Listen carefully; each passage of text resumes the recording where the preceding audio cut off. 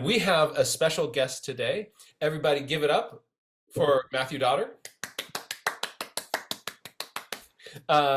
So Matthew Dodder is an amazing and really interesting person. Um, Lifelong passion for birds, and also has spent part of his life as a professional graphic designer. So the idea of like, drawing these birds um, came naturally, and he's been doing that for a long time with and specializes in graphite in pencil and colored pencil, and we're going to be able to sort of see into Matthew Dodder's brain. Matthew has been teaching classes on birds at the Palo Alto Adult School for over 21 years, and then became the executive director of the Santa Clara Valley Audubon Society, which covers much of the South Bay, and has done an amazing job there to coordinate conservation, stewardship projects, education things, and general celebration of birds, and has brought a lot of wonderful energy to the Audubon chapter, um, including some strategies of how to kind of help people connect with birds through art. Um, so I've been trying to get Matthew on our show for a long time, and there's a special event coming that is coming up that ends up being a great an additional motivation for Matthew to join us. Matthew, thank you so much for being here with us today. Thank you for having me. This pleasure is all mine. Tell me about how what kind of sparked you into birds, and how did that happen for you? Well, I was living in Boston in the mid 70s, and there was an enormous snowstorm. And for whatever reason, I just became concerned about where the birds are going to find food. I'd never really thought about birds at all. I was just a boy. And but I realized the snow was covering the ground. The snow and ice were everywhere. There just was no food that I could see that birds could have. So I threw out some bird seed, and pretty soon I started getting different kinds of birds showing up: jays, sparrows, and then of course a brilliant red bird, which is on the cover of your book, of course, the northern cardinal. And I had a vague sense of what it was because I'd seen so many Christmas cards with the cardinal on it. But I just fell in love with the bird immediately. I thought this wild, red, wonderful bird is in my backyard eating the bird seed that I put out there. Well, before long, the female showed up, and I thought, well, that looks a little bit different. Why is that? So I had to have a book. So when the snow melted, I went out and got a book and realized, oh, that was a male and a female. That was a pair. They're probably going to have some young. I wonder what they will look like. And in springtime, I saw my first hummingbird, and I began to realize that all of these experiences through my window in my backyard were better than any nature show I had ever seen on TV. So that was the beginning, and that was 45 years ago. And I've been birding ever since, and I've never once gotten bored. I've never once thought there's something better I could be doing with my time. And of course, that naturally led into drawing because um, I didn't take pictures. I didn't have a good camera, but I wanted to record it. I wanted to understand the bird. I wanted to put it in my brain permanently. And in a way, I was drawing my love of birds. Drawing your love of birds. I like that. Um, the, the and as do you think we should do you want to should we start with sort of why don't we start kind of giving people some sort of, let's take a look at the stuff you're doing, and then kind of morph that into the bird Casos opportunity. Okay. You So want me? folks who are watching this, there's going to be a couple of different things that are happening here. One is that um, that we are going to we'll get a chance to take a look at Matthew's process for drawing. And for those of you who are doing stuff with pencil and colored pencil, I think you're going to find this crazy, crazy inspiring. This is going to be really fun. Especially coming off of last week's workshop where we took a little bit of a look at things you can do with colored pencil. Matthew has a colored pencil technique that is really dynamic and exciting, and I think you're going to want to bust out your pencils. We also have an opportunity for how to kind of get involved through your bird art with bird education and conservation, and we'll be telling you more about that and how you can get involved in a really fun project that's going to be coming up. No matter where you live around the world, you can play in this pond. So should we boot up your show? Yeah, let's do that. So let me go in here, and there's you should see the title slide. We do indeed. Okay. All right. So Santa Clara Valley Audubon Society. And I'm going to tell you a little bit about SCVA. It's going to go in a slightly different order than what Jack said, but just bear with me a little bit here. So I work at this ranch house in Cupertino, the headquarters for Santa Clara Valley Audubon Society, and the grounds are absolutely spectacular. It's located on McClellan Ranch Preserve in Cupertino, and pretty much any time of year, this is my favorite spot of the entire preserve. Any time of year, fall, spring, summer, this place is spectacular to look at and beautiful, enjoy, and find birds. So our society actually does a lot of environmental work. Shani Kleinhauses spearheads our environmental advocacy efforts, and she does work to preserve not only the waterways, but our population of burrowing owls and dark sky initiatives, which of course are so important for migrating birds and insects and bats, extremely important. We also have a huge education segment. This is Carolyn Knight, who is the manager of education and outreach. She's teaching fifth graders here at a Title I school in San Jose.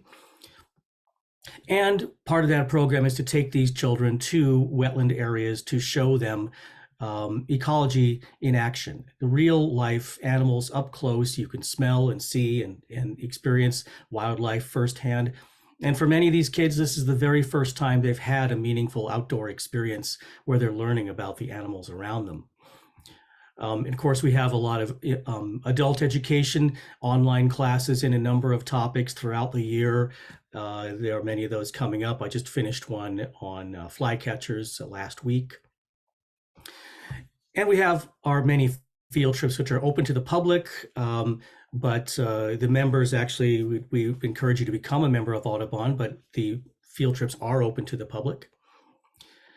And the thing that we're talking about today is what's called the Birdathon. And the Birdathon is how we raise money for our education projects. That means the work at the Title I schools, the upcoming high school program, et cetera. The Birdathon organizes teams to go out, find birds, hopefully find sponsors to help them support our education program. Now, those are usually teams that go out and find as many birds as they can. There's a very friendly competition, and it brings in as much as $80,000 a year. That's what we're striving for this year. And we have a lot of teams already that are available for signups or simply to pledge your support. Birdcasso was a team I started now 4 years ago, which is a way to, exactly what I said. It was a way to draw our love of birds and also to support the SCVAS education program. Now, to get a sense of what it looks like when it's finally done, is I create a PDF with everybody's artwork. This is the first year, this is the second year, this is the third year, last year, and this year we have no cover yet because we've not done it. But inside, you'll find a list of the artists and the different birds that they documented with their artwork. And that artwork is always accompanied by a story of each artist with pictures of them at work and their creations. And you could see examples of their work here. Vastly different styles of artwork. Some are pencils, some are colored pencils, some are watercolor. If somebody wanted to do wood carving, we would accept that because it's a kind of art form that we don't have yet as far as this program, but we'd love to see diverse kinds of artwork, collage, um, folded paper, whatever you feel would be best. So here's Lena. You probably are familiar with her. She's one of our favorite artists and creates beautiful watercolors in the field, which is something I can't do. And here's my page and an example of my setup with a chair and a telescope and a little box filled with pencils, mostly number twos, but occasionally throw in some warm gray and cool gray, and an eraser. Very important for people that use pencil and a sharpener. My artwork on Birdcasso tends to be kind of coarse, kind of crude, simple. But I'll tell you why I like it to do it this way. I like to create as many drawings as I can in the 4-hour period that I've given the team. This year we have a 10-hour period. That means that you can draw for an hour in the morning, you can draw for an hour during lunch, you can draw for a couple hours after work, etc. You can draw anytime you want this coming Wednesday. And you'll see these little 4-letter labels next to them. These are the banding codes that biologists use to identify the birds. Up in the upper left, we've got Western grebe and Clark's grebe, two very similar species, but I'm trying to show little subtle differences. And here they are again on the left, Clark's grebe and Western grebe. And then I like bird studies, like the greater scaup and the lesser scaup on the right. Subtle differences in the way these sleeping ducks present themselves. Oh, actually, just go back to that for a second, because this is, I think, is just brilliant. So in these sketches, I love these. Also, first of all, there's kind of the angle, this little sort of 3/4 view, weird over the back view.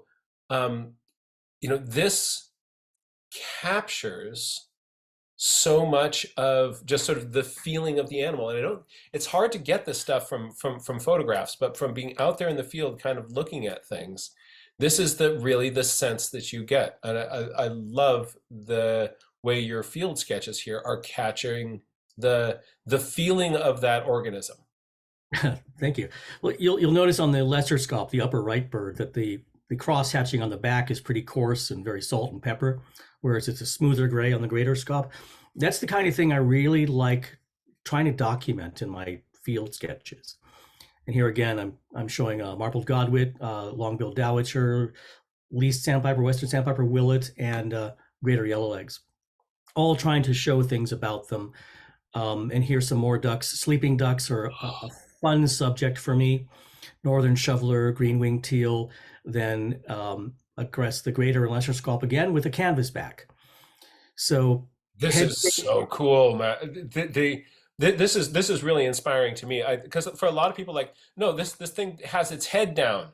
I have to wait till it's in profile with its head up, looking to the right, and you're just taking advantage of whatever moment nature is giving you, and what you're getting are they're actually diagnostic in these views.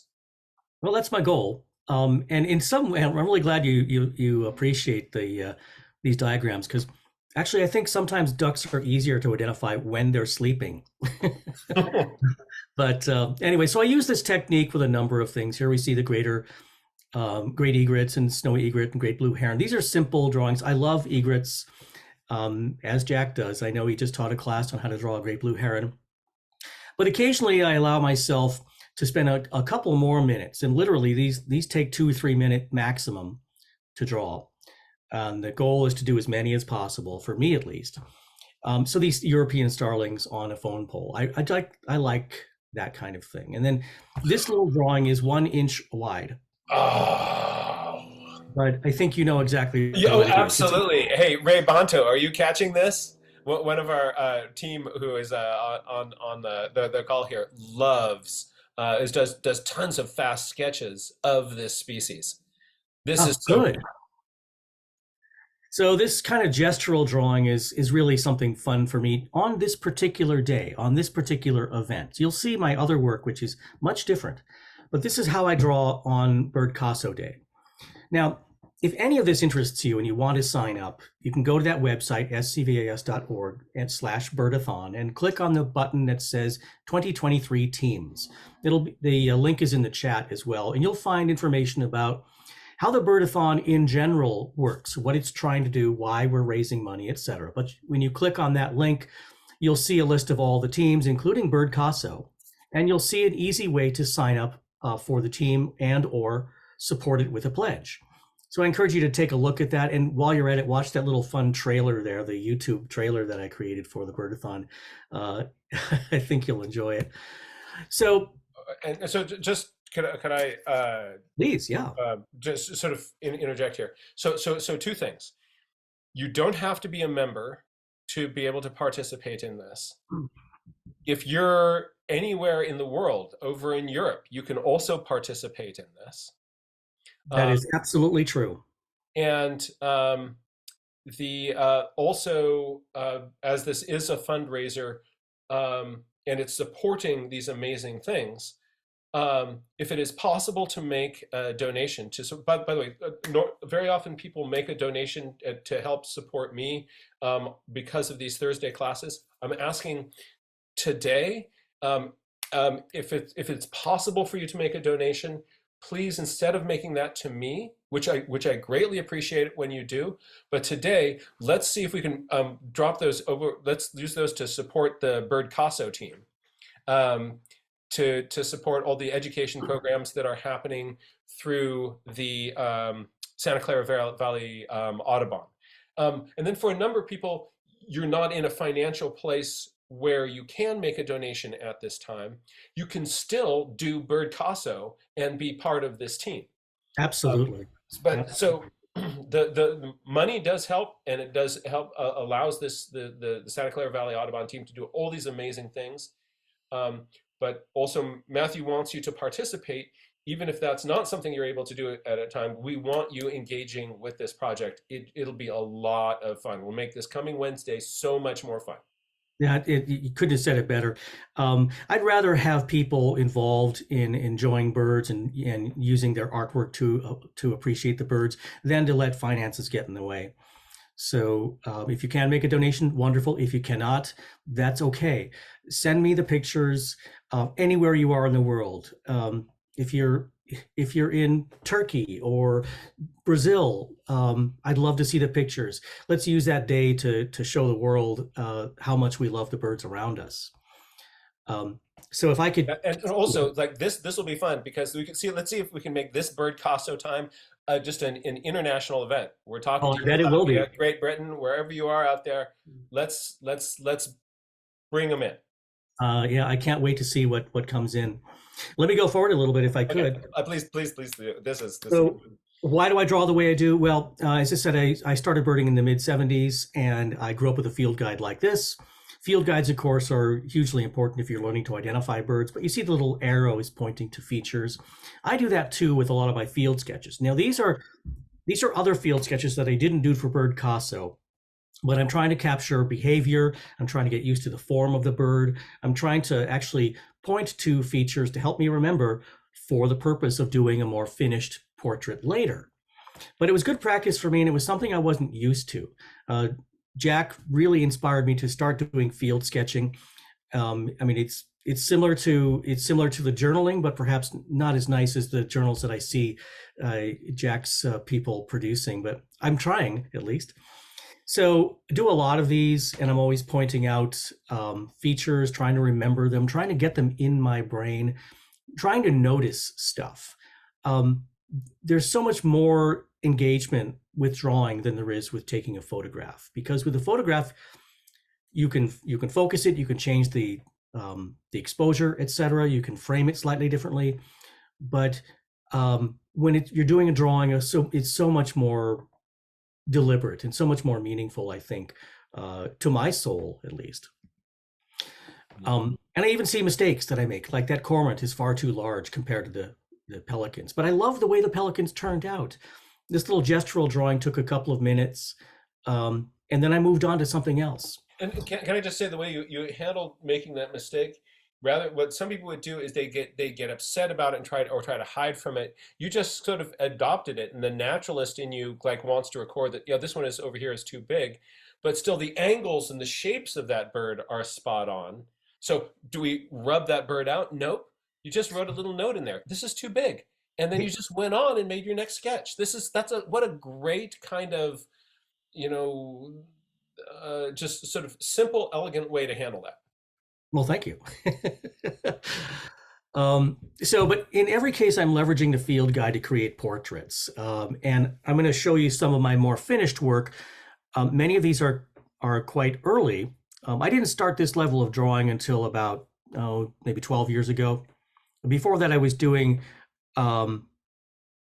just not as careful work, I think. Now I'm really trying hard to capture accuracy.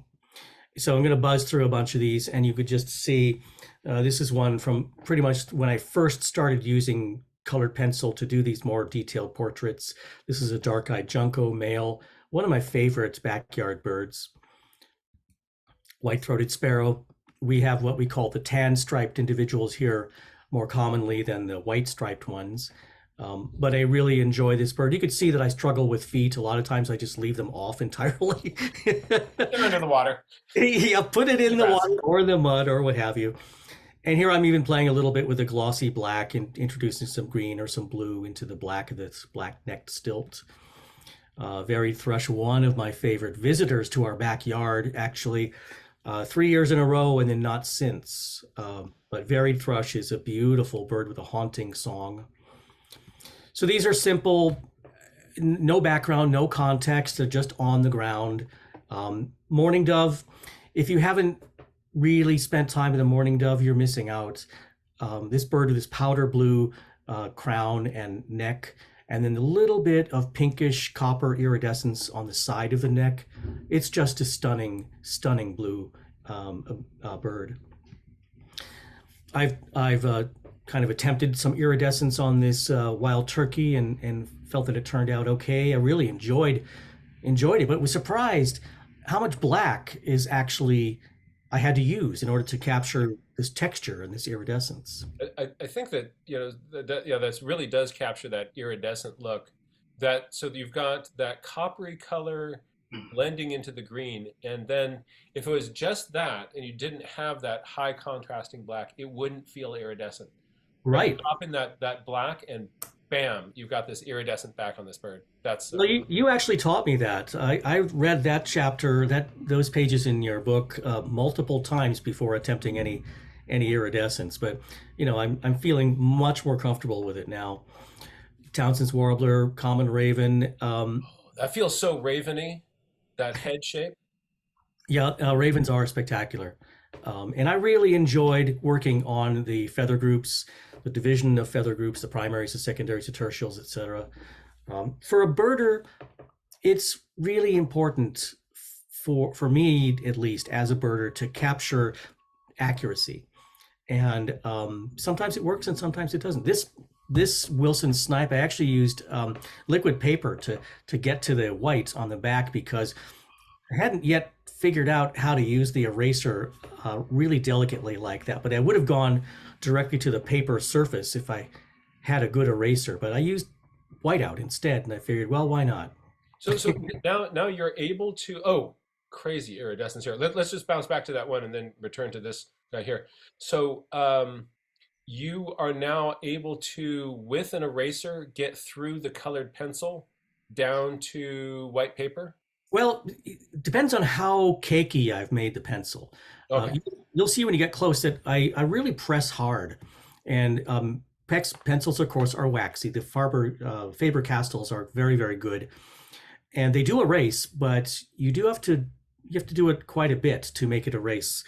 So the best thing would be to work around those areas and never color on that area. But I'm a sloppy worker, so I colored that area over and then I had to go backwards and work it.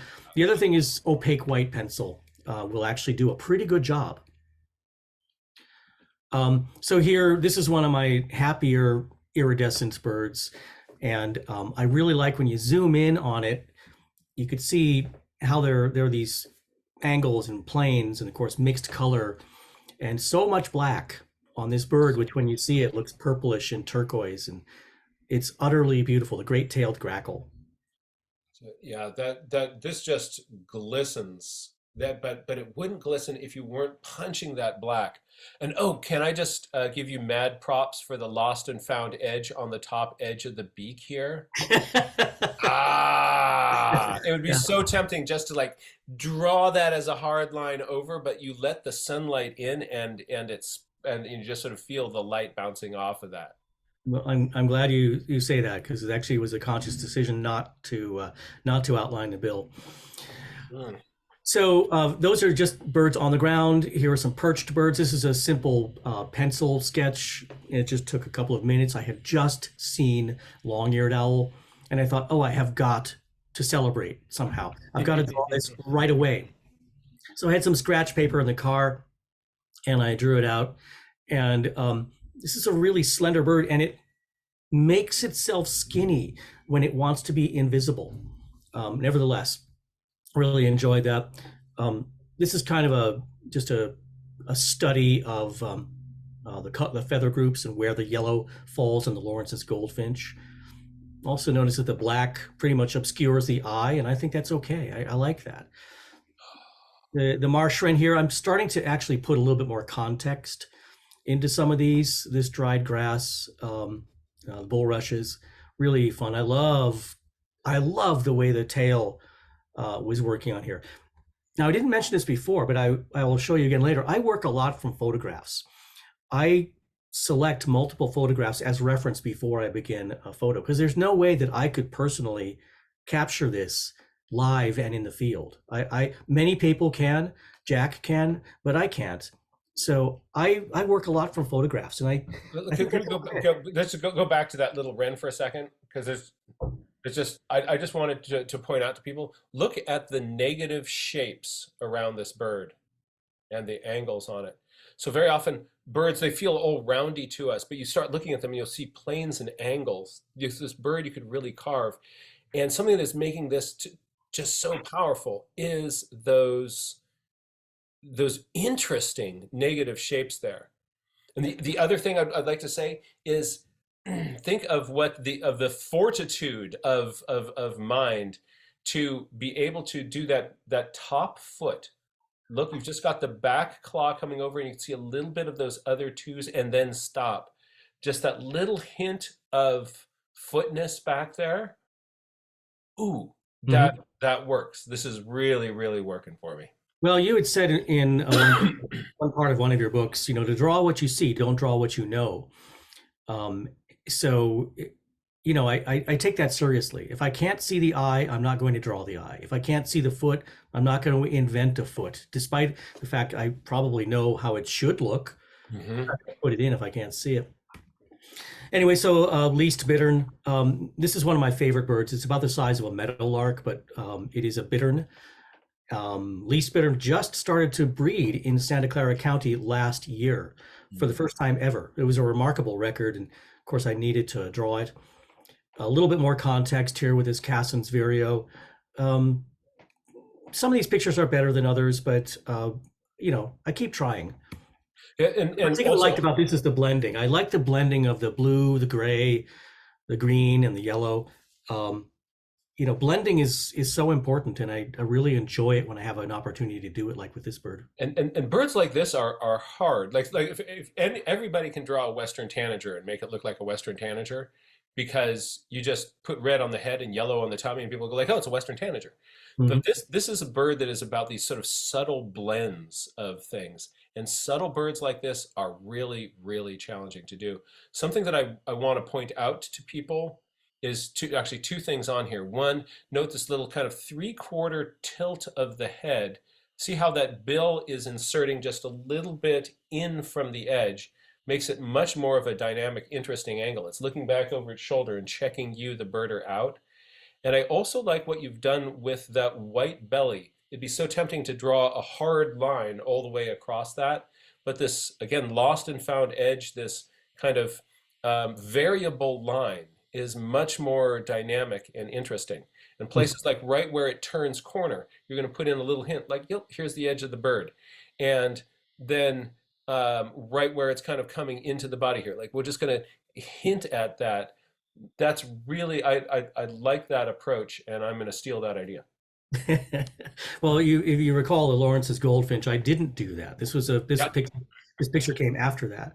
So I try to avoid straight profiles whenever I can, but with this bird like this Belted Kingfisher, which is unfinished, I just got to this point and I thought I like the way this is, and I'm not gonna work on it anymore just because I'm happy with the way it looks. It was going to be on a log, a stump, and it was going to be looking down. And I looked at it and I thought, I like this right now. I'm not going to do any more. And that's something I wish I did more often. I also like to point out when you get super close, you see how messy my strokes really are. And I'm particularly happy with that eye shine. Um, and I don't know how to do it. It just sort of sometimes works and most of the time doesn't, but this time it did. Um, um, Gray catbird, not much context here, but a pretty subtle bird, really. But I grew up in Boston with it, and I loved it. So, Magnolia warbler. Um, this is a little overworked, I think, a little too clean. I wish I had allowed it to be a little rougher, but whatever. You know, being Worm able eating warbler. to see the process behind it when things really get finely worked out, and you can't see. I actually like seeing the energy of those, as you're saying, kind of those rough um, marks when things kind of are really finished. For me, they're not as dynamic a thing like when I can't see the process that's behind it. Hmm. I agree. I wish I had more restraint and would stop drawings earlier. But then a lot of times I will like this Blackburnian warbler. I did the base drawing, I think 4 times before I was satisfied with the way the straight outline looked and the way the contours, the shapes were going to look. And then it was only then that I started the color, and the whole process had to begin then. But yeah, this is I was very happy with this one. And again, looking at it closely, you can see it is pretty loose when you get close, but I do work large. I'll show you how big my artwork is later on. Clay colored sparrow, just a soft, beautiful, subtle, buffy bird. It's not very common here in Santa Clara County, but um, I really, really love it when I see it. This drawing is actually one of my very favorites. It's called the olive-sided flycatcher, and it's a pretty drab flycatcher, just apparently gray, olive, and white. But when you get close and see the work, the colors that went into it, there are probably 6 or 7 different shades of gray and green in this drawing. And from a from when you step back from it, it looks different. And when you get close, which is okay. I mean, I enjoy seeing it up close, but it really works best when you're a few inches away, farther away. This is one of the more elaborate sort of context jobs. This was an actual experience I had with a pileated woodpecker.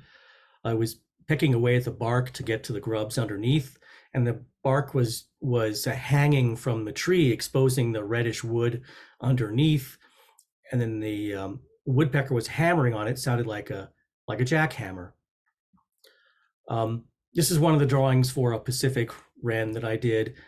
And again, I went through several drawings before I was happy with it. And I finally, you could see I made some changes, some notes to myself about what I wanted to do in the final drawing. Uh, Turned out like this. And this is one of the examples of how hard I press my pencil to really saturate those colors. And you know, I was told by an artist one time when he saw my pencil drawings, he said, "You should press harder." So I did, and now I do, and I really enjoy that. mhm. The acorn woodpecker here. So birds on the water. Water is really difficult. My water ends up kind of looking like milk, and I don't mind. I still really enjoy it. This is an Arctic loon, a juvenile, and you can see a hint of the foot on the left and on the right underwater, just a barest hint. Oh yeah. Actually, go back to that one for a second. On this, just in the method here, I'm looking at the gray on this head and I'm seeing black. And then is that you're using that gray on the head is a different color of colored pencil. Yes, this is all color pencil, believe it or not, but it's multiple shades of warm gray and black. Actually, to be honest, I'm not sure there is any actual black in here. I think everything is Mm. warm gray. And the scalloping on the back was done with an eraser. Oh, you carved that in with an eraser. I literally carved it in there with an Oh, eraser. oh, this is really interesting. Really, really interesting. Because yeah, working around those spaces, you really kind of get the shape of the scalloping here, but working around those, it would be hard to kind of have that work. But I really love the that those soft, warm grays on the head. You had mentioned earlier when you showed your kit, you said mostly, some, graphite pencils and then some soft gray pencils. And I think I'm really sort of seeing here why you get that big punch out of having some of those gray pencils in with the black. Oh yeah, for me it's really important to have warm grays and graphite, and I usually have a black with me, but I often don't use it. Um, and the other thing is this is a very rare bird in our area, and that white area toward the tail, it's a field mark. It's very important to identifying this bird. So I wanted to make sure that I could show that in the drawing, but I also have always loved the over the back um, image from behind a bird as it's swimming away. I just like the way that looks.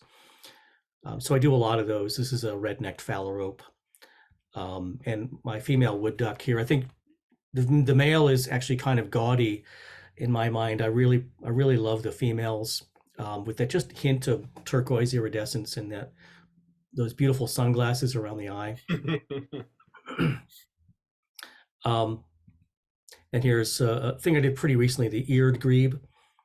Um, they're in breeding plumage now, like this bird, and I was really enjoyed putting the saturated dark kind of wooden tones on this. I was hoping we get to zoom in on this. The Oh, the, the water the fluffy drops. behind, yeah, the water drops. Ah! And yeah, I was proud. My wife said her favorite part of this bird is the fluffy butt that I put on this bird, kind of cottony almost. And if you look closely at it, you can see it's just a sloppy, maybe only slightly controlled mishmash of curved lines, and it still worked out somehow. Um, I would ask artists here, if you were trying to create this image here of the eye and those golden yellow plumes, well, what I did, I'm not how sure other people will do, but what I did is I put the yellow and the red in first, and I drew the black afterward. Mm. It wasn't. This was a trick. I didn't know how I was going to do it, but I'm happy the way it turned out. Now, flight. These are some of the more ambitious ones. Not only finding photo reference, but altering photo reference. Like if I don't like the head position, or I would rather that the legs were dangling like this.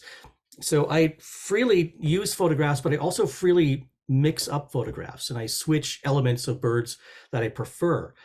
For example, if the photograph is of an immature bird and I would rather show an adult or vice versa, I'll use the position of the bird, but the plumage from another example. And I do that with those as well. This raven, I really wanted the throat to extend more to accentuate that kind of beard that they have, and I really wanted those primaries to separate like fingers. So I Mm. did a lot of extra work on that. You can't see the eye here, and like I said before, I think you can't see the eye. Don't invent it. I just leave it out. And then just go back to that for just a second. Sort of also just sort of seeing the roughness and the energy of the strokes, being willing to push. This is sort of reminding me of Ray Bonta's work also, just like going for it with that dark value. If we could back up one from this, I just want to point out something about choices about there's so much information here, and it's an all black bird. And think of how easy it would be to kind of get this to just look like there's no space there. But just a few little things. So notice that far wing and the far foot are paler than the close wing and the close foot.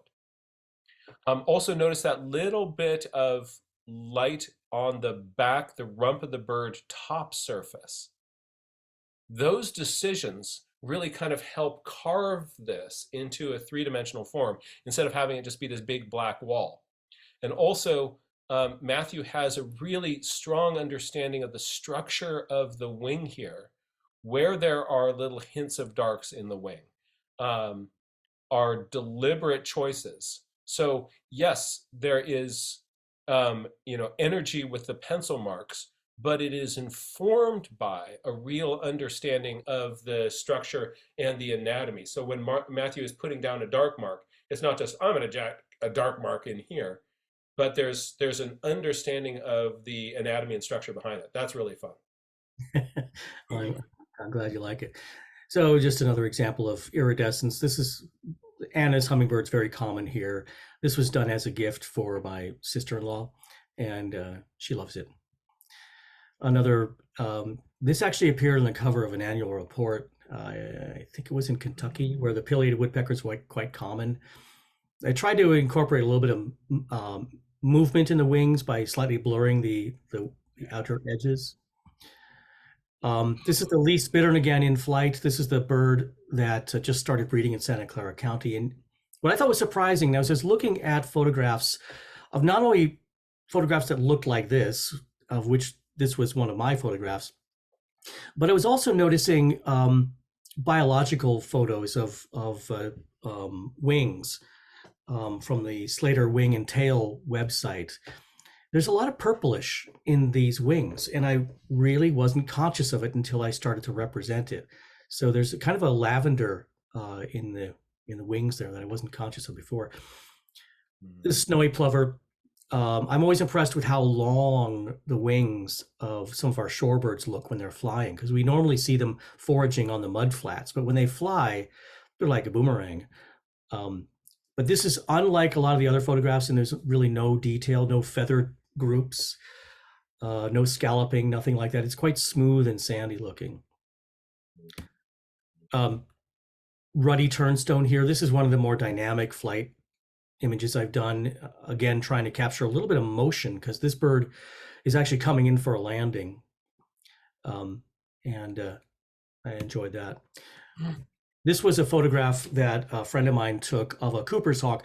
He had captured an adult in his photograph. I wanted it to be an immature, but this bird is in flight pursuing a mourning dove. I didn't include the mourning dove because that was a whole other project.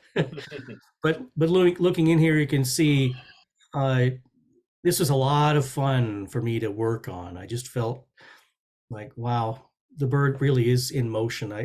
At least that's what I was feeling as I was drawing it. It was a whole way of living the experience. And also just kind of going back to that, sort of what you're leaving out. And like, this is not at all overworked. And had you overworked it, it would have frozen it in place. But there's one place where you're really hitting it in, and it's like this clear eye, and then we're getting the rest is in motion. But you know how these birds will, as they're moving around, they'll kind of keep their head just locked on whatever their target is. You really kind of, that eye pulls you into the sort of the intention and the vibe of this thing. This is masterful. I'm glad you like it. This is probably the most ambitious in-flight shot I've ever done. We have a lot of brown pelicans here on the California coast, and they're always plunge diving from 40, 50 feet in the air directly headfirst into the waves. And this is a big picture. There's a faint seam on the left wing, which is because I'm trying to combine two big scans together. But there was a lot of study here, a lot of missteps on it until I got it right. And I think the part that turned out the best and I'm most happy with is sort of the way this really feels like a chicken wing, the thin kind of the aspect of the bird's right wing, which we're seeing the underside of, the layering of the feathers and the mixture of molt. Some feathers are darker, some are tanner. It's because this bird is in the middle of a molt. But that was a lot of fun for me. Now, I'm going to show you how I do these. If I don't have a field sketch, I will have a personal experience. I never draw anything that I haven't seen within the last couple of days. So you can kind of look at my portfolio and see, oh, this was done in winter because this is a winter bird, etc. So I have a lot of sketches. That one on the left is black-necked stilt. That was the day my wife lost her engagement ring. So I remember exactly where we were then. Great blue heron, cedar waxwing. I look at my notes, my previous drawings to see what I can find. And if I can't find a good picture, or if I feel I need some more additional resources, I'll start collecting photographs. This is just a Google search for ash-throated flycatcher, and I create a folder that's filled with ash-throated flycatcher photographs that I could keep looking at, cycling through until I find something that feels like my recent experience. And if I don't find one picture that does it, I'll find 2 or 3 pictures and mash them together somehow. So that's what happened with this ash-throated flycatcher. I found a picture which kind of looked like it, but I didn't like the head position because it didn't match my memory. So I did a sketch. Then I started adding the base colors lightly to make sure I'm happy with where everything is. And then I do the final drawing, which is much more saturated, intense, and where I'm pressing harder. And I've hopefully layered colors a bit more. So that's the ash-throated flycatcher. Here's another quick example. This is the sulfur belly flycatcher from Arizona. I did failed sketches when I was in Arizona, but I did this final drawing when I came home a little bit later. Sketch, base colors, final piece. You'll see some better examples of this. This is an example where I did a sketch and I wasn't happy. Something wasn't working. Something didn't look right. So I redrew the whole thing. And you could see some of the subtle changes I made, mostly about the head and face. So when I was happy with that, I started adding base colors faintly, and then added a lot of saturated tones in there. And I actually never added the little perch on the base color photograph. You could see the hint of a claw and maybe a post where I was going to position the bird, but I thought I was happy with how it ended up, so I just left it there. This is a Heerman's gull. I really like this. This just feels so. I feel the volume on it, and I feel the molt. Well, this was fun because this bird is foreshortened. We're looking at it from the rear down, basically the barrel of its body, but the head's in profile. This bird is actually had a complete breeding failure in Mexico several years ago, and there were no young produced for I think it was 2 or even 3 years. So this immature bird, when it finally started to reappear, was a celebration of the reappearance of the young birds. This had to do with the warm water spell, El Nino, that we had. But this for me wasn't done. I wanted to press harder. I wanted to get the darker saturated brown that I associate with the immature Heerman's gulls. It preserved a lot of what Jack was mentioning, but I wanted to make the intense, more chocolate color apparent. And anyway, I still kept the wings in their juvenile molt like that. When it comes to mine, I do press hard, and no color is an island. You'll recognize the poetic reference to that, but colors are always beside other colors. The colors create contours, and this cerulean warbler kind of shows how I use color. There's actually opaque white.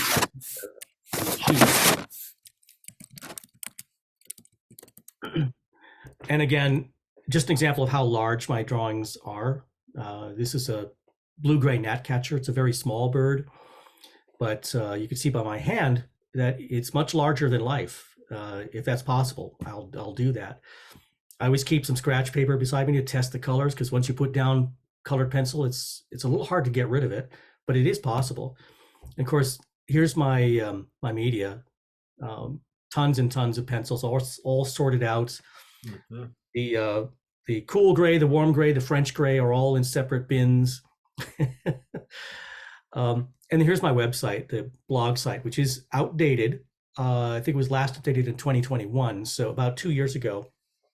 But there's still a lot of process, step-by-step projects shown there that you might enjoy looking through, but I do need to update it. So let's look at a few more step-by-steps, and maybe it'll give you a better sense of how my drawings progress.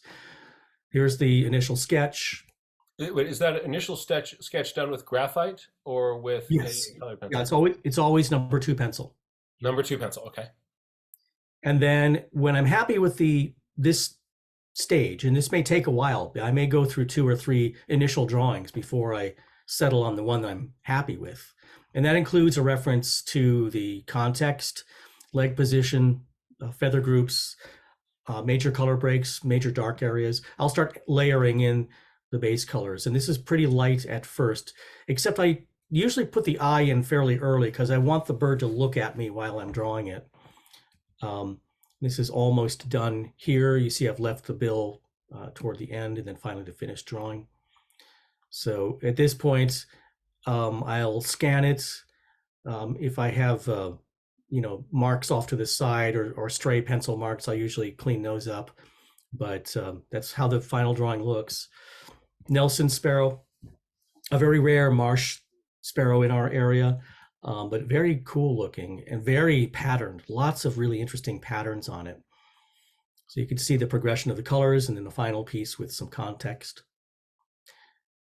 I thought about you, Jack, when I did that left foot. So with the high claw. Yeah. High claw, and then the other 2 toes. It's such a cool little foot pose that they do. So it's always fun for me, at least, to look at these close and see how sloppy it looks when you get close. But backing out a little bit, looks pretty realistic to me. I'm happy with it. Osprey. Here's an example of an initial drawing that just, in my mind, failed. What I wanted to show was that mask and the open wing and the curl primaries of the backstroke of the bird's wing meant that much of the head was hidden, and I thought that fish looked too big. So I redrew it entirely. And because this uses so little color, I was happy putting a lot of graphite on here. And then I went in and did the colored pencil on top of it. And much happier with that. It preserves many of the things I wanted to show, but it reveals the head and the underwing a bit better. And so Northern Goshawk. This is actually a pretty wonderful experience. My wife and I were in Mammoth Lakes at this lake. I can't remember what this is called, but those trees have died because there's gas that emerges from the extinct volcano. It rises through the soil and it kills the trees. So there are warnings on the beach: do not lie down on the beach, do not sleep on the beach. And the concern is that you won't wake up. This area is amazing magnet for wildlife, including northern goshawk. So I made these sketches shortly afterward in the lodge where we were staying. Things I remembered, things I wanted to capture, and then I went looking over the shoulder there. Yeah. Oh, that's so goshawky. So I wanted it to mirror my experience, which is a bird in flight. So I chose this as the sketch I was going to go with. I wasn't happy with it, so I redrew it until I felt it felt more real. And then I continued to layer in a lot of graphite, and then the finished work showing those kind of bleached conifers in the background, the shadow on the underwing, and of course zooming in again, that it looks quite messy up close, but from far away it looks pretty good. And there's also an interesting decision that you've made with this one on how to handle these background trees, where the ones to the left are darker and more solid. The ones to the right, just by having these sort of geometric suggestions of them, they feel like they don't, like if those had been a dark, heavy line there, you would feel kind of get like, is my bird going to bang into that? But that really pushes them back and kind of invites the bird to fly out into the space to the right. Well, yeah, I like the space. I like the idea of having space in front of the bird. So a lot of times I'll position. I saw that with that woodpecker. The woodpecker, you really gave it room to look into the page. Yeah, that was the paper is actually smaller. I positioned it that way for the slideshow. But yes, I like to leave room in front of the bird so it can move into it. It can look into it. And in this case, the light trees in the background are suggestive of their distance from the viewer. So, northern pygmy owl. This is again a personal experience. This is my photograph of a pygmy owl. And I thought, well, I've got no problem just copying this photograph because it's mine. So I started doing a pencil sketch. Started to fill in light graphite. added some color, and Now, then with your pencils, is this mostly Prismacolor or Faber-Castell? What is your sort of pencil of choice here? I use both. Faber-Castell is better. Um, I think the quality is better, but I use Prismacolor and Faber-Castell probably interchangeably. And do you use them both on the same picture? Oh, absolutely. Yeah. Because I'm going for the correct color. And even though I have a lot of pencils, I don't have all the colors I would like to have. So sometimes I need to blend more than I expect. I mean, I should always be blending anyway, but sometimes the colors, are just better on one manufacturer than the other. So So, just back up for a second and then go forward again. Just sort of watching kind of the formation of this head and the shapes around the eyes is really interesting as we're kind of zooming in on this. Boom, boom. so this is among the most context I put into a drawing, and I really had fun with this lichen covered branch. This bird is about the size of a sparrow, so it's really a remarkable daytime owl that eats other birds. Mhm. And speaking of owls, I'm really fond of owls. Another personal experience: my wife and I and some friends were in Yuba Pass on what's called, gosh, I can't remember the name of the road, but we encountered spotted owl there. Ooh. Now, this is the drawing I did in the back at the lodge immediately afterward. So this is where we're actually going to have this at the end of the summer, a nature journaling retreat up to the field station. Hmm. Oh, you'll have fun. Well, that street that goes up the hill across the street from the field station is where this road is. I'll remember the name later. This is my initial drawing. I wanted the bird to look slightly up. I wanted to be on a moss-covered branch from this old-growth forest. It just wasn't working for me. So I kind of redrew it, reworked it, and I spent so much time on those eyes and the tilt of the head and that gaze. It was crucial to me that this bird, because this bird is endangered. So I wanted it to be looking up as if its life was at risk from above. The goshawk is a favorite predator of spotted owl. So I wanted it to look intensely aware of its surroundings and looking up particularly. So I reworked it. I couldn't continue until I reworked those eyes and that head, and then finally got it to a point where I was really, really happy with it. And the finished drawing came out thusly. Mhm. Great blue heron, again, I left the legs off because it would have made an ungainly photograph to have long legs on here. I wanted to focus on the body and the head. The sketch was okay, but there was something wrong with it, so I redrew it. So And you're then, getting your three-quarter view over the back view, your favorite view. pretty much, yeah. I also noticed that I was putting a lot of graphite. I was going to be using a lot of color, so I had to redraw it again. So those plus marks, I used a light table to trace over my own drawing. And then when I had the new drawing very, very faintly, I started adding color, whereas before I had covered it all with graphite and I knew that was going to smudge and look awful. So I redrew it with the tracing light table, put the colors in, the intense colors, and then added the graphite and the darker colored pencils back in. And what I like about owls and egrets and herons is their intense gaze. There is nothing more piercing than the eyes of a great blue heron when it's focused on its prey. And I really enjoyed this. So I went ahead and did a bittern as well. Same thing, initial sketch, base colors, more saturated colors as I get more confident about the structure, and then the final drawing with a little bit of context here. You don't see these birds in the open very often, so putting it on a white background is misleading, but that's just kind of what I like to do. Looking here again, close up, the layering It's of, so much fun to see these things that from a distance, it's just razor crisp. And then when you get into the strokes that make it, there's energy and dynamic marks. I know, right? So it's always a shock to me, and an important part of my process is to go in and look at it this way and see those strokes again to remind me how much of myself I put into it, I guess. This is one of the strangest drawings I've ever done, long-billed curlew. I'd seen a long-billed curlew preening and scratching its own head on its back by its tail. So it's leaning backward, its head and neck arched back over its rump and scratching its head on its tail.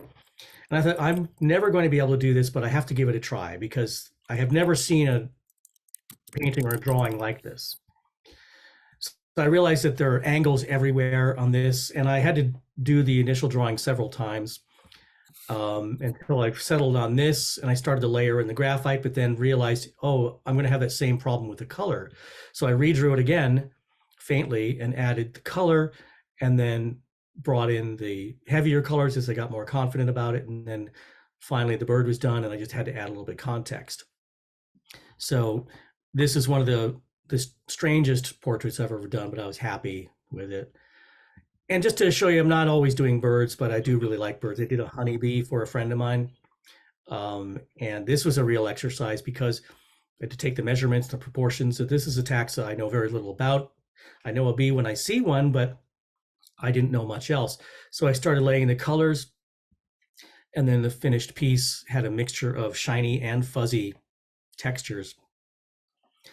And I've done a number of dragonflies, red rock skimmer, which is from Oh, those lost edges on the wings, that took such restraint. thanks. Sunol Regional Wilderness is where I saw the red rock skimmer. This is widow skimmer. And I did put a little context on there to kind of play with the transparency of the wings. And then a bunch of other ones that I've done. The upper right actually appeared in a National Geographic, Smithsonian Institute paper on common green darners. But looking up close here, this is a big drawing for such a tiny, tiny insect. But I was so happy with the what's called the abdomen, that what we would probably think of as a tail is actually the abdomen, and it leads back to the right, and it's a glossy bottle green. So that was fun to include a sense of glossiness. So who inspires me? Well, other than Jack, who has inspired me for a long time, and I have several of his books and I look at them frequently. There are some other artists that I admire too. Ian Lewington, who wrote Rare Birds of North America. He does field guides. And you know my fondness for field guides, but he also does incredible portraits. And look at the detail he's put into these field guide illustrations. All the birds are in slightly different positions, a microsecond difference in the way they're holding their heads or bobbing their tails or what have you. But look what he does with water and all these gray tones. This is an amazing artist who can do depth of field in a way that I've never seen except in professional photographs, but these are all paintings. Absolutely. What medium it is? I don't. I'm almost wondering if portions of this are spray, airbrush. I just don't know. But his field guide illustrations are gouache. But look at the background there, and you've seen me try to do that with those conifers in the goshawk, pulling them back in intensity to amplify the bird itself.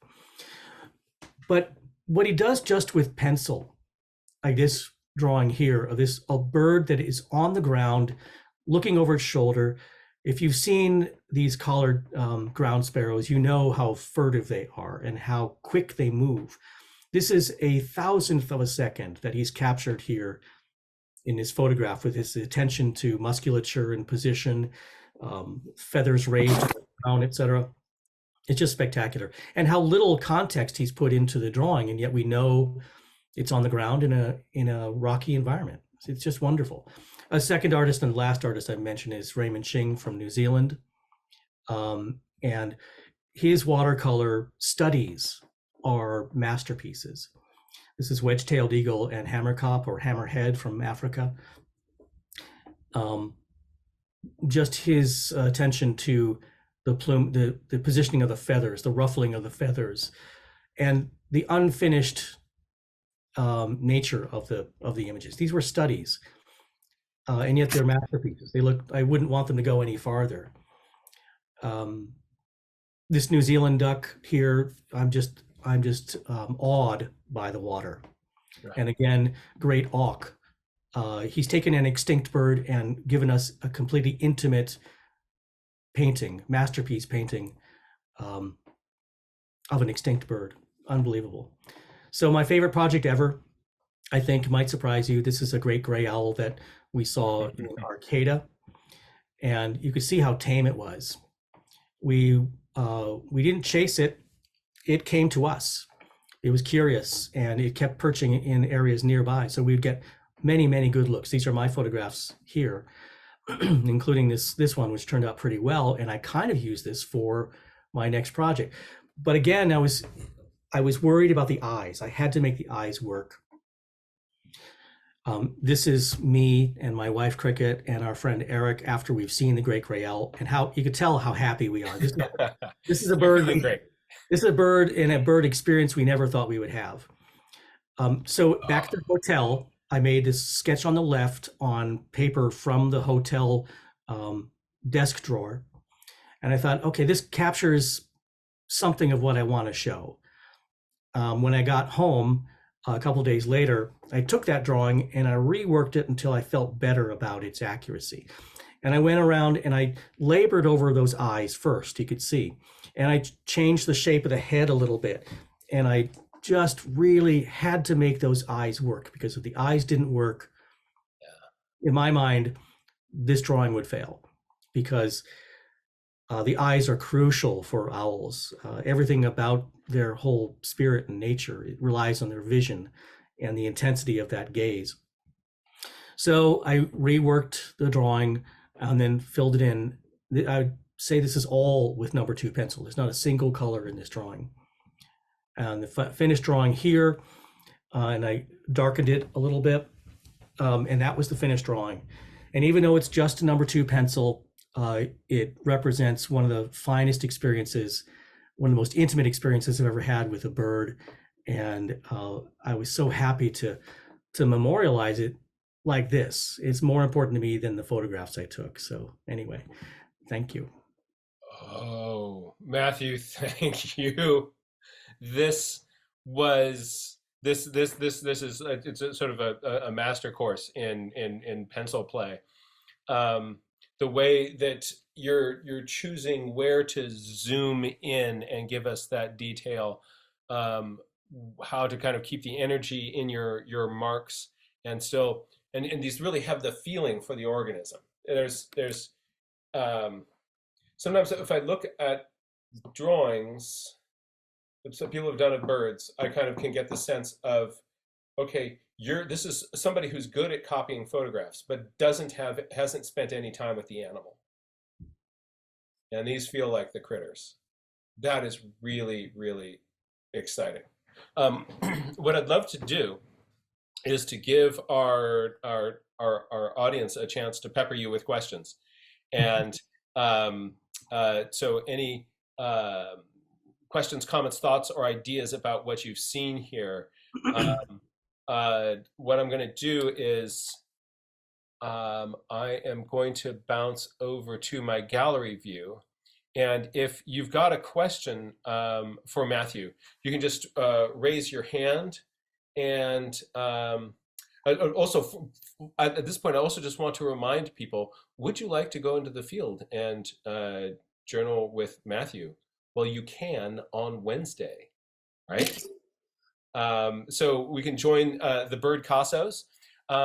And also, if you are not able to join him in person, you can join him in spirit by working on your own bird explorations wherever you are. Want to enjoy? And let's put the link for the to join or to help fund the Bird Casos back into the chat. Actually, I think I may have that queued up. Bam, just like that. Ooh, and the but so I hope that this was you saw some strategies or things that were inspiring for you. Anybody have any questions or comments for? I'm going to first bounce over to Stephanie. Hey there, I'm so glad you could join us today. Hold on a second. I'm going to add you into the spotlight here, and yes. Hey Matthew, I have a quick question for you about the last graphite drawing you showed of the owl. All of the textures of those feathers were absolutely magnificent. I was hoping you could share a little bit more about your process and just the way that you tackle something like that artistically, because I have the hardest time getting to look as amazing as what you had just done. So that was my question. Well, thanks. That's a great compliment. So first of all, with that drawing was just a number 2 pencil, and I freely use the eraser on the back of the pencil, but I like the erasers that don't leave any pinkish grit. So, one of these erasers instead. The other thing I use is a smudge stick. So I'll draw very, very faintly until I'm confident that the area, right, exactly what Jack's got. I draw very, very faintly until I'm comfortable with where the lines are going. If I feel like I like where the line is going to be, I'll start to darken it with just the side of my pencil. Very rarely am I going to use the point of the pencil, and I try to avoid as much as possible outlining the bird. In fact, I went back afterward and erased many of the initial lines that I had put in there.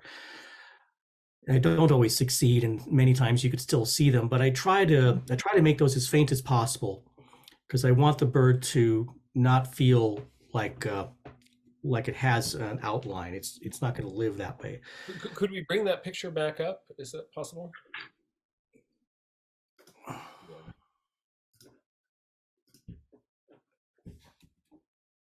Can you see it?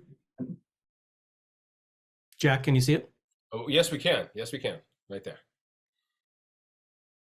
So yeah, I didn't do an enlargement of it, although you can see here a little bit of, you can actually see how I started to erase the outlines from the left picture to the right picture. Mm-hmm. And you can also see the areas where I started the side of the pencil shading, and then going in afterward and putting the cross hatches or the little narrower bars on the feathers. Owls are peculiar because they have this sort of cottony facial tissue feel to the wings. They're not crisp, they're not hard, they're not like a crow or a jay or a vulture with a stiff wing that's hard edged. Everything about them is fluffy and fuzzy. And particularly, I think the great gray owl feels that way to me. Literally feels and looks that way. It looks fluffy, it looks cottony. So I had to make sure that the only things that were going to have sharp definition were going to be the eyes and the facial discs. So then kind of embedded in this is this sort of deep understanding of the anatomy. And so when you've got this sort of difficult thing of, you understand the feather structure, you're showing the feather structure, but because the owl's feathers are also kind of softened, then you can't overshow it. And I think that I agree with Stephanie that this is a really nice balance of showing that structure and the individual patterns on each feathers, and then having it not feel like a shingles on a roof. Yeah, there's a time for that approach, but with the owls, that's not the time, because they really do feel like Kleenex. And I wanted it to look fluffy and cottony like that. I think that's one reason why they're especially difficult. Birds that have hard edges like the grackle, despite the iridescence, that's an easier bird to draw, I think, than an owl. Plus the added complexity of those eyes. I've seen a lot of drawings and paintings, even in famous field guides, where the eyes of an owl just do not look like they're looking at you, or they don't look like they're looking at anything, because they're just something not right. So I thought I was worried so much about drawing owls, and I thought I'm just going to go with it. I'm just going to see what I can do to make them feel real. And it didn't happen right away. I had lots of owls that didn't work out, Is that one way including to tell them not to draw an owl? yeah, you're right. Yeah, yeah. Like, the barn owl, which has completely black eyes. You'd think maybe that'd be easier to draw, because you don't have to worry about the pupil and all that, but it was just as hard. Hmm. Thank you. Thank you for sharing that. Yep, my Thank pleasure. you. And thank you for the question. Yes. Let's see, I'm going to bounce over to my gallery view. Does anybody else have any, would you like to be live with Matthew and ask a question about process or experience? Right. And so I had a question. So you also are I do a pencil sketch, and I often do my stuff with kind of 2B pencils, so they're softer. And then I find that my colored pencils like to take that pencil and just smudge the bejeebers out of it. So was what I was seeing in your process is that when you have a picture that's heavily graphited, you find it's difficult to kind of go into that and then turn it into the colored pencil drawing. And what you prefer to do is then to redraw the sketch with lighter pencil work, and then build up the colors in it, and maybe add some graphite back in at the end. Am I Yeah. understanding your approach? That's exactly right. I'd much prefer to start off with a good, accurate sketch, even if it's very pale. And in order to get to that step, I've got to do multiple drawings that used more graphite than I think I could work with. There has been an occasion where I just get going on the sketch and the pencil sketch, and it gets looking pretty good. And I think I don't even want to add color. I think I'm done at this point. This is succeeded in doing what I wanted to do. But most of the time, I do want to add color, and that's usually when I have to redraw it more faintly. And the other thing I should point out, because I press really hard when I'm done with the color, adding the colors, it tends to cake up because it does get waxy, and then of course you can't add any colors at that point. So it's very slow to build up to that saturated, intense dark color like the Hirmannsgul. Because if I start pressing hard early, I won't be able to do anything with it. I certainly wouldn't be able to add additional color. Yeah. I also like to use the burnisher in many cases afterward to kind of remove the grain of the paper, so that helps out with some birds that are really dark and saturated, like the eared grebe and the Hirmannsgul. Is that the colorless blender? Yes. Yeah. Excellent.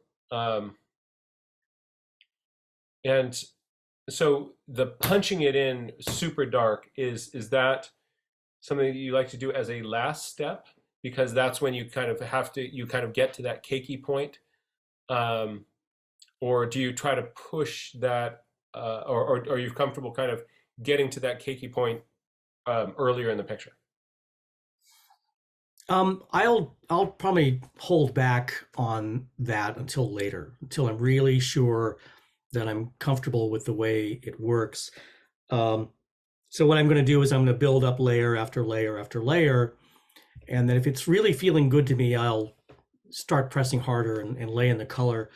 I'm usually going to work with the eye first. Yeah. And then yeah, it's always done in stages and takes quite a while. I didn't mention this, but these drawings, the finished drawings could take several evenings to do. I don't remember how long it took me to do the pileated woodpecker with the peeling bark, but that was definitely more than one evening. Yeah. And I like working at night. listening to music and having a glass of wine. It's a very relaxing thing for me. So I don't mind that it takes a while. Yeah, that's a really good thought. That part, if your process is something that brings you into that space, that kind of focused meditative space, then things that take a while, there we are. Um, our co-host Avea has been scouring the chat for a number of questions that came in. Um, Avea, can we bring you into? I'm going to add you into the spotlight here. So, what were some questions that you spotted in the chat? Okay, so we've got a couple of folks who are asking about paper. Well, actually, I see we also have a live question.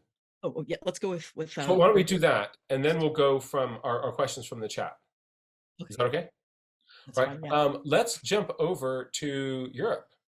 We're going to join our friend Arpan and Ray Bonto. I was hoping, Ray Bonto, that you'd be on this call because the stuff that you have, the values you've created with your pencils really reminded me a lot of ways in things that Matthew is doing. And I think he might actually be, if there's a sketchbook that you have handy, I think it would be really fun for him to take a peek into that if you felt comfortable doing that. But we'd love to hear your question. No, It's please. my question, really. So, Perfect. I mean, hi, Jack. So basically, I wanted to know, how do you protect your drawings? I mean, Matthew, Jack, both of you, because a lot of the pencil drawings and tends to get smudged. So how do you protect your drawings? Well, actually, I put them all, when I'm done, I'll put them into a big plastic binder like this. Oh, So, I see, okay. Wait, hold that up again. It's fun to see this, the scale of these. Oh, cool. So that I was imagining that Vireo being like this. It's like this. yeah, well, so here's the deal. I work big because I like to put in a lot of detail, and then getting that much detail into a small drawing is really hard for me. My hands are not that steady. But the fun thing is that when you reduce it, on a computer screen or on a phone, it looks awesome. So I tend to work pretty big. But in answer to your question, they go into a binder like that. I don't need any spray. The colored pencil doesn't smudge. Graphite does smudge. And my old binders here, like where I do these sketches, this can smudge. This has a lot of tropical birds in it from our trip to Trinidad and Tobago. So, but this is the only thing that's practical to take on a trip. It's much smaller than the book that Jack uses. So these go on the shelf. I try not to touch the paper, but other than that, there's really nothing to protect them. What I don't do is I don't show them. I put them in the book and I try to forget about them because I want to keep moving forward and I don't want to rely on the older stuff so much. But so I've got tons of books and they're completely filled with those drawings, good and bad. I save all of them. So I think it's kind of fun to look back occasionally and see how long it took me to do a particular drawing. Thank you. Absolutely inspiring sketches, Matthew.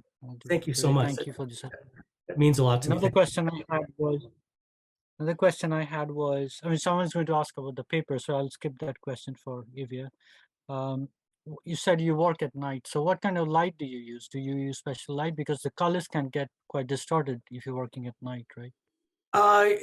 Well, I think it's pretty good light. I have a mixture of warm lights and yeah, I'm looking at these lights. These are basically daylight lights.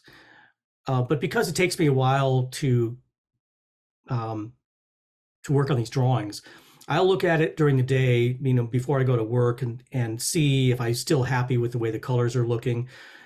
But the color, getting the color right is more limited by the pencils that I have and my understanding of mixing. blending. So that's where it fails, probably not because of the lighting. But I did want to point out something that what I often do, because I want things to look accurate and feel real, like feeling like it's really weighted properly or perched properly, I frequently hold it in front of a mirror and look at it backwards. So that'll help me an awful lot find mistakes that I'm not going to see because I'm staring at the drawing for so long.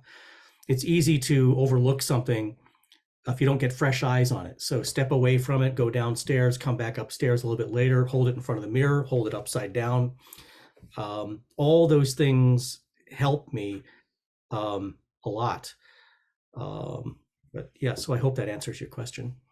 Thank you. That's very, very Thank you. kind of you. Can you see my Zoom is frozen, but can you see our video though? We We your video's can. not living. Yeah, your video is frozen. We can hear your audio clearly though. Oh, okay. No. Okay. Wait, switch off. No, Oh okay. no, it's frozen. All right. So We Roberto can wants hear you to fine. I'm going to kind of clear you out and then put you back in, and see if that maybe in case we are freezing you. And you want to try to bring that video back on? Zoom is not responding. Wait, we'll leave and then rejoin. Okay, yes, we'll look for you. We'll look for you. Thank you. Thank you so much. Thank you. Yeah. Thank you, Matthew. Thank you.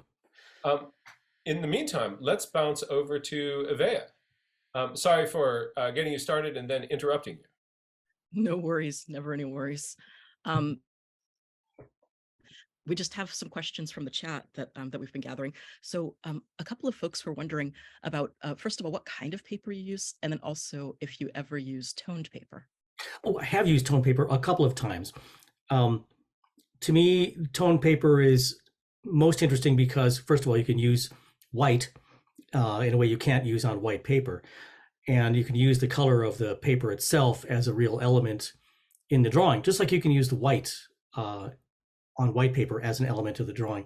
But I've only used it a couple of times. I did a cattle egret, which I was happy with because I was able to get that white bird and used the paper itself to create the shadows of the white feathers.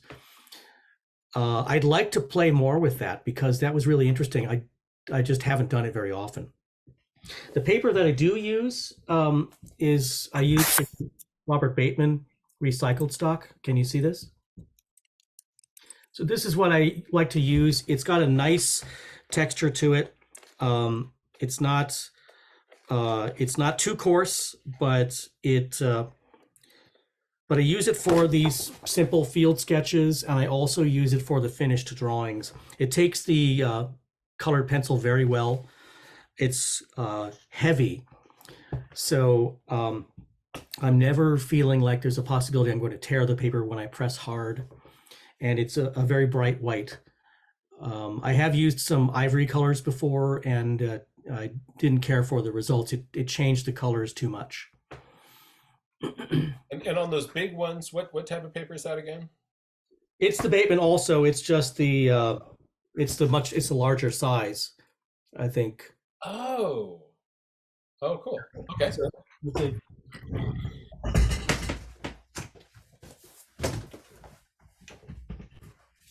And there's the big sheets. Yeah. yeah, so these are the big sheets, and you can see there, 110 pound. Yeah. and it's 14 by 17, so it's quite large. You wouldn't want to take that in the field, really. I'm much more comfortable with this when I'm outside. That's great. I apologize if my internet's a little bit skippy, so let me know if you need me to repeat any questions. Let's see here. We've also got a question from E about to learn more about your light table process and how you use your light table to transfer images and whatnot. So the light table is really bright. It's an LED, and it's super flat. And so I put the artwork there that I want to trace, put brightest setting, and then I will put paper on top of it. And on the brightest setting, I can see through the heavy paper onto the paper beneath it. And then I'll just, what I'll do at that point is, I don't know if anybody's ever done this, probably. So you start a bird, and then when you get the outline done, or when you get the structure done, you realize, oh gosh, I wish I had moved that whole bird over just a little bit. Using the tracing, using the light table allows me to shift the paper, so I can totally change the position. And if the weird thing happened, if I had the bird sort of lopsided, I can change the paper so it'll now be standing upright. So it works for a couple of different reasons. But yeah, I think the light table cost about $100, and it's quite large, so you can get a more reasonably priced one. But I think it's helpful to have it really thin, like an LED light rather than an incandescent or fluorescent light. Before I ask more questions, I'm going to let Rebonto and Arpan go back to what they were saying, just to make sure we get to hear from them. Thank you, Vivian. I'd finished my questions. He wanted to show the sketchbook. All right, Oh, excellent. yeah. I'm going to remove our screens, so it'll make you larger. And so, yeah, I thought you'd be really interested to see this, Matthew. This is why I was thinking that it would be. Okay. All right. Fine. Oh, wow. Okay. Oh. Yeah. See, this is just Oh. Amazing. Wonderful. yeah, really hitting those values, and just lots and lots of sketches. Yeah, look at these sort of crazy, wonderful dark values. I love the dark background behind that duck. Oh, you've been doing a bunch of botanicals too now. I hadn't seen those. It's been a That's magnificent. That's upside down. Let's see that. Oh yeah, I love. I'm afraid to use watercolor, and I know I need to get over that anxiety. But it looks like you're doing it just great. Thanks. It's marvelous work. Thanks for showing it. Okay. Yeah. Wow. Wonderful. And there's so many different body positions. And yeah, oh, that's great. Yeah. really well Great observed. work. Thanks for showing that. Rebonto, thank you so much for sharing that with us. Thank you. Thank you.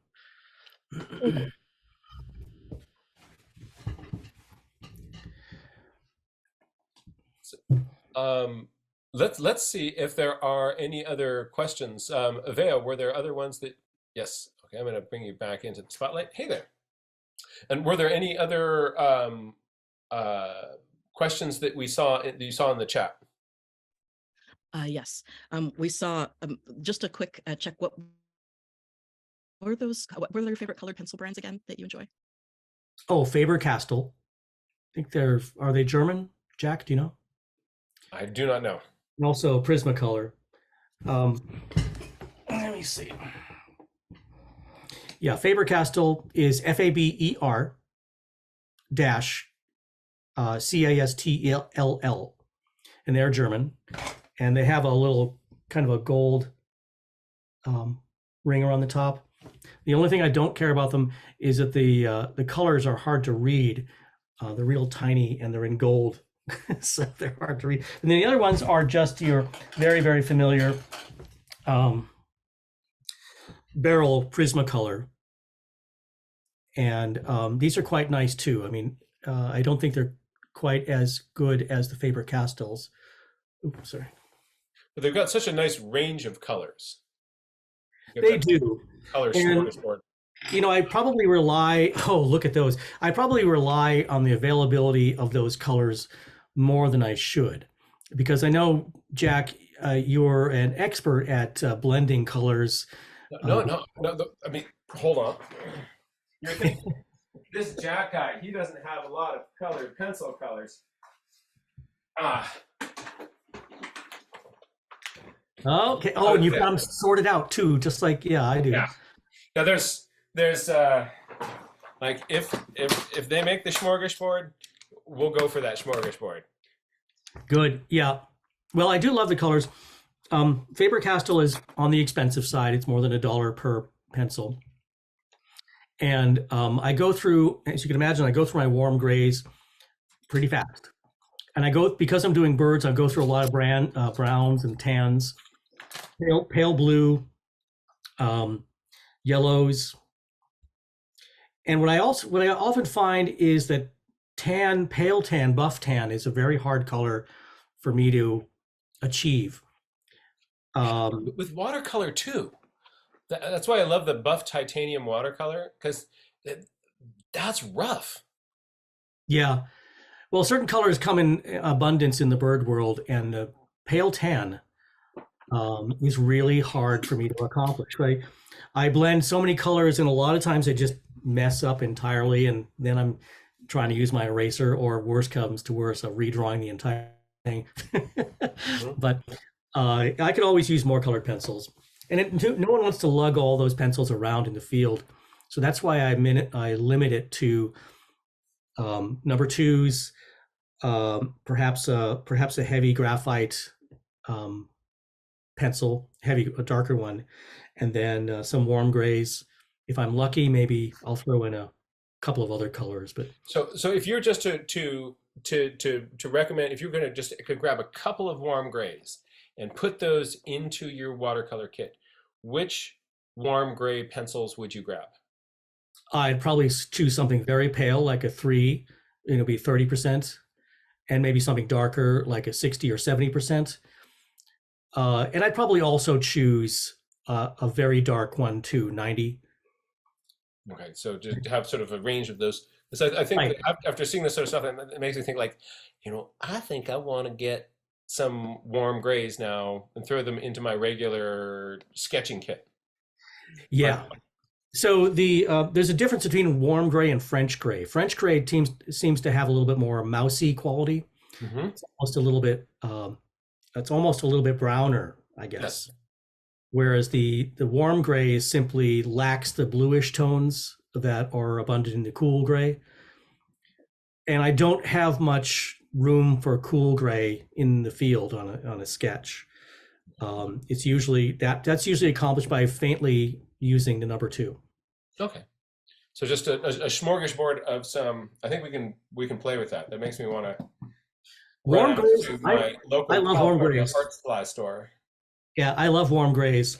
And it's the pencil that I use the most, and usually it usually gets real small.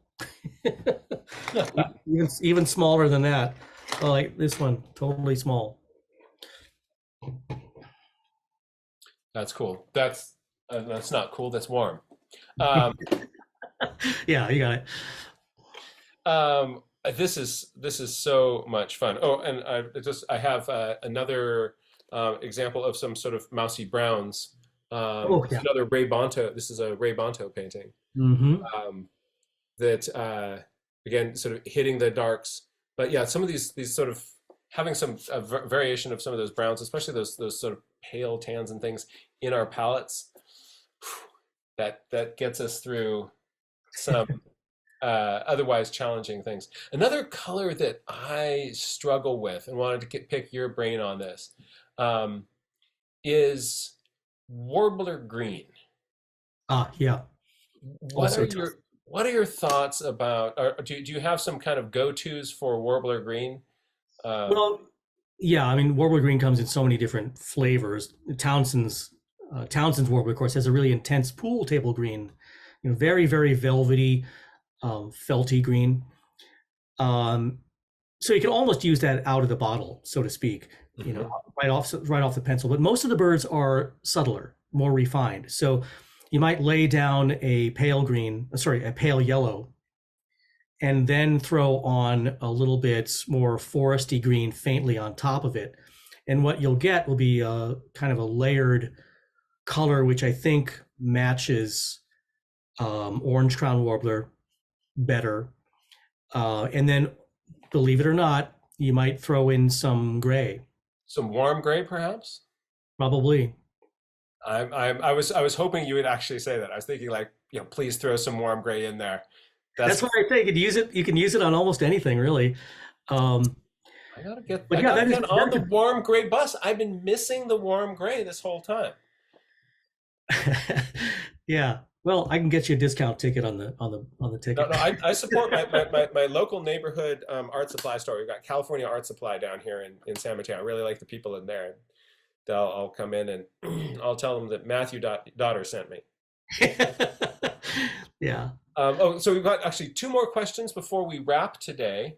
And I'm going to first throw in, if anybody wants to join the Bird Casos, just put that link into the chat. We'll also include that in the event description on the recording. But let's bring our Evea Moore back on. Add you to the spotlight. Hey, Evea. Sorry about that. No worries. You said there's a couple more questions. Yep, and they were both about white pencil. So we had some questions about the white eye rings on the birds. I remember at different points you'd been mentioning some parts where you had Whoa, well, you did that. That's quite the tub. So some of these are liquid, and I find the liquid ones do not work well. First of all, they harden and they goop up too quickly, and then by the time I get around to using them, they're all dried out and awful. A white wax pencil is pretty good, but this has to be the last thing you put on. You can't put anything on top of a wax pencil. Other than that, Faber-Castell Barrel Prismacolor, they've got nice white pencils, and this is really truly opaque. But the best thing with the eye ring is not to use that. You really need to leave space on the paper for those eye rings. So leave the whites, draw your eye, make sure it's exactly the shape you want, which is never a perfect circle. Make sure it's the right place, right size and everything. Then move away from the eye and continue away from the eye with the other colors, leaving an area around the eye for the eye ring. Now, if the eye ring is sharply defined like it is on a Vireo, then you can go in there with actual colored pencil and add a hard line around the eye ring of that darker color. But in most cases, the eye ring, like with Warbling Vireo, is much softer, in which case you're just going to kind of blend that away, but you're not going to put a hard line for the eye ring. And when you're all done with that, you can go back in possibly with the wax pencil and intensify the white if you really want it to be white. Or you can just see how it looks with the colors as you've done. But eye ring is really tough. Even with my big drawings, eye ring is much narrower than most of us think. It's not big pair of thick glasses like these. It's really pretty narrow.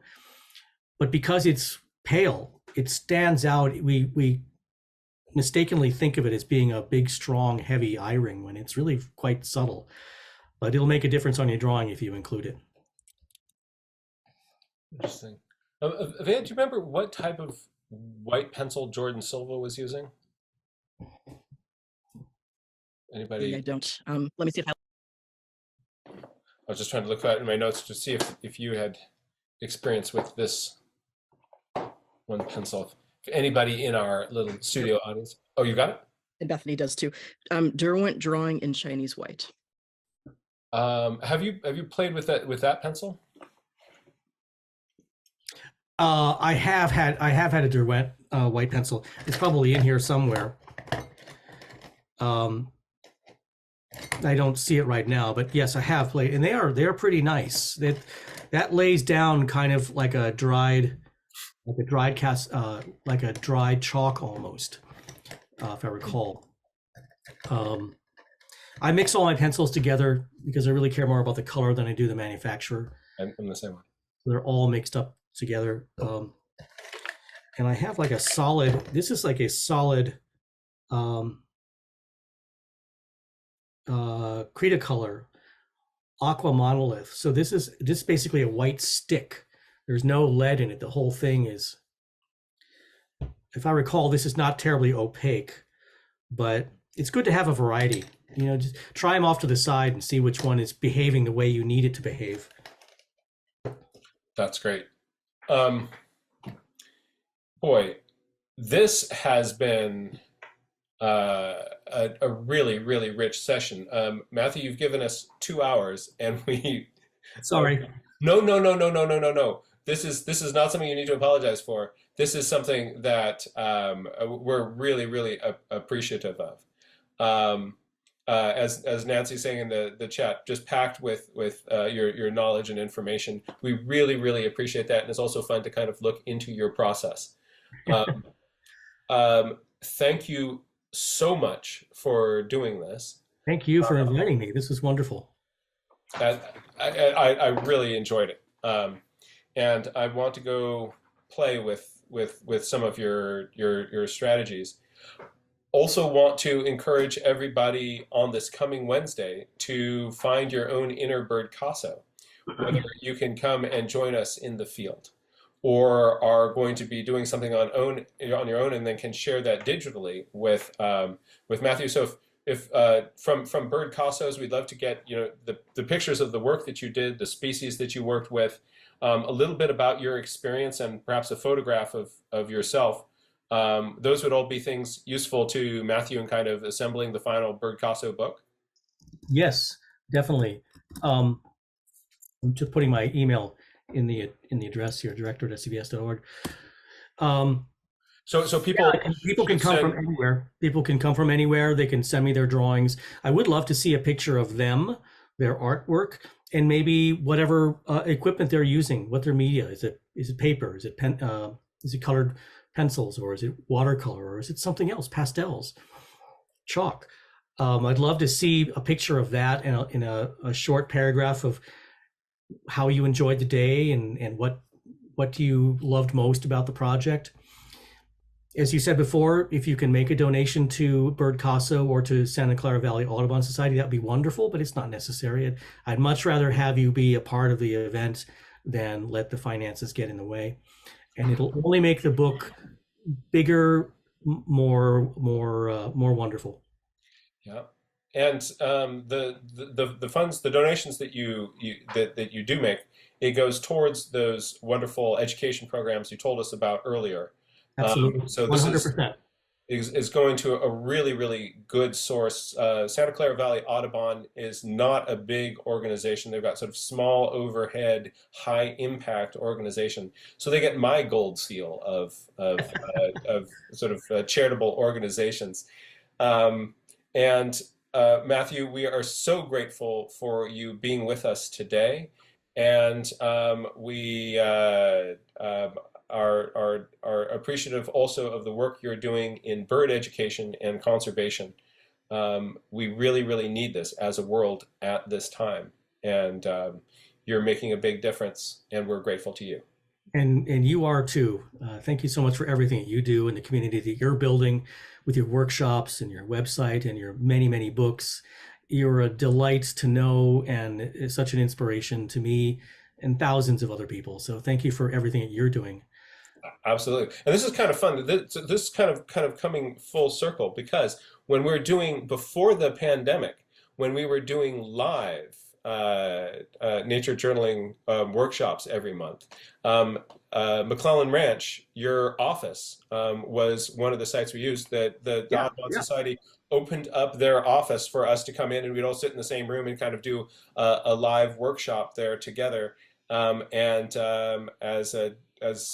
a pro bono way of supporting what I was doing, Matthew let us have those classes right there in their building, in their office, and use all their facilities. So deep respect for that, and it's kind of fun now to have you on this show, which is where these classes went post-pandemic.